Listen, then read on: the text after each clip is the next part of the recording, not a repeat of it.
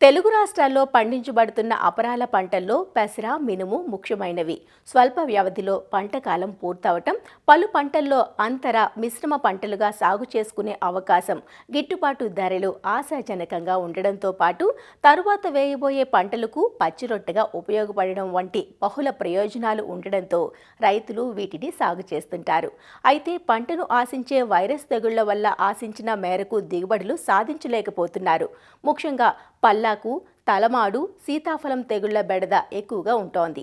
వీటి బారి నుండి పంటను కాపాడుకుని నాణ్యమైన దిగుబడులు సాధించాలంటే రకాల ఎంపిక మొదలు సాగులో ప్రతి దశలోనూ శాస్త్రీయతను పాటించాలంటూ వివరాలు తెలియజేస్తున్నారు ఆచార్య ఎన్జీ రంగా వ్యవసాయ విశ్వవిద్యాలయం, పార్వతీపురం మన్యం జిల్లా రస్తాకుంటాబాయి కృషి విజ్ఞాన కేంద్రం సస్య విభాగం శాస్త్రవేత్త డాక్టర్ అమృత వీణ.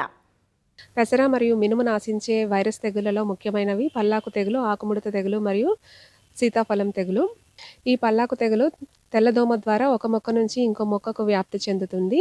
ఈ తెగులు ఆశించిన మొక్కలలో ఆకులు పసుపు రంగులోకి మారిపోతాయి, పైరంతా పసుపు రంగులోకి మారిపోయి పూత మరియు కాయలు ఏర్పడక దిగుబడి అనేది బాగా తగ్గిపోతుంది. పూత మరియు పిందె దశలో ఈ తెగులు ఆశించినట్లయితే కాయలు పసుపు రంగులోకి మారిపోయి తాలుగింజలు ఏర్పడతాయి. కాయ దశలో ఈ తెగులు ఆశించినట్లయితే దిగుబడిలో ఎక్కువగా నష్టం ఉండనప్పటికీ గింజలు పసుపు రంగులోకి మారిపోవడం వల్ల నాణ్యత అనేది తగ్గిపోతుంది. ఈ సీతాఫలం తెగులు అనేది పేనుబంక ద్వారా ఒక మొక్క నుంచి ఇంకో మొక్కకు వ్యాప్తి చెందుతుంది.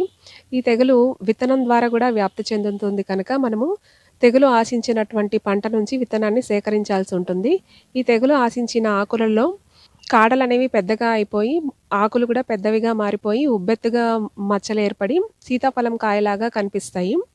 అలానే ఆకుముడత తెగులు లేదా మోవుకుళ్ళు తెగులు ఆశించినప్పుడు ఆకులు అనేవి వెనకకు ముడుచుకొని పోయి వంకర్లు తిరిగి ఎండిపోతాయి. లేత దశలో ఈ తెగులు ఆశించినప్పుడు తలలు మాడిపోయి మొక్కలు అనేది ఎండిపోతాయి. ఈ తెగులు తామర పురుగుల ద్వారా ఒక మొక్క నుంచి ఇంకో మొక్కకు వ్యాప్తి చెందుతుంది.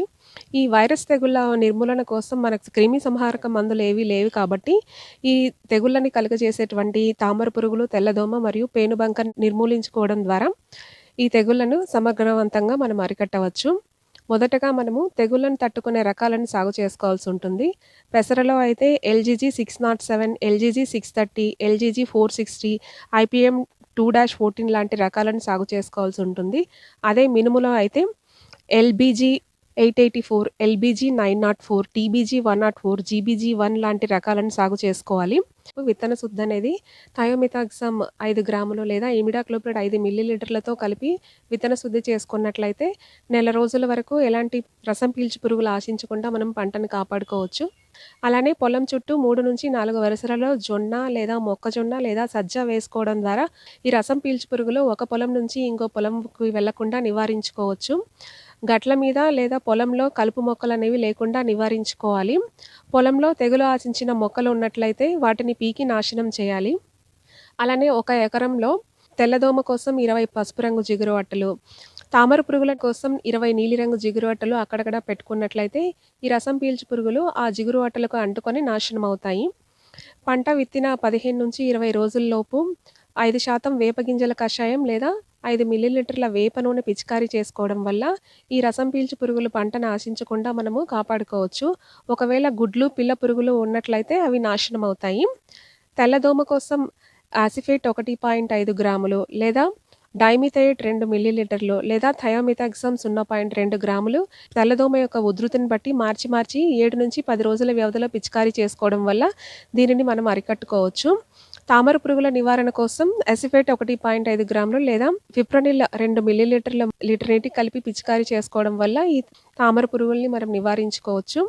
పేనుబంక నివారణ కోసం థయోమిథాక్సమ్ 0.2 గ్రాములు లేదా అసిటామిప్రిడ్ 0.2 గ్రాములు లేదా ఇమిడాక్లోప్రిడ్ 0.4 మిల్లీలీటర్లు లీటర్ నీటికి కలిపి మార్చి పిచికారీ చేసుకోవడం వల్ల దీని యొక్క ఉధృతిని మనము తగ్గించుకోవచ్చు.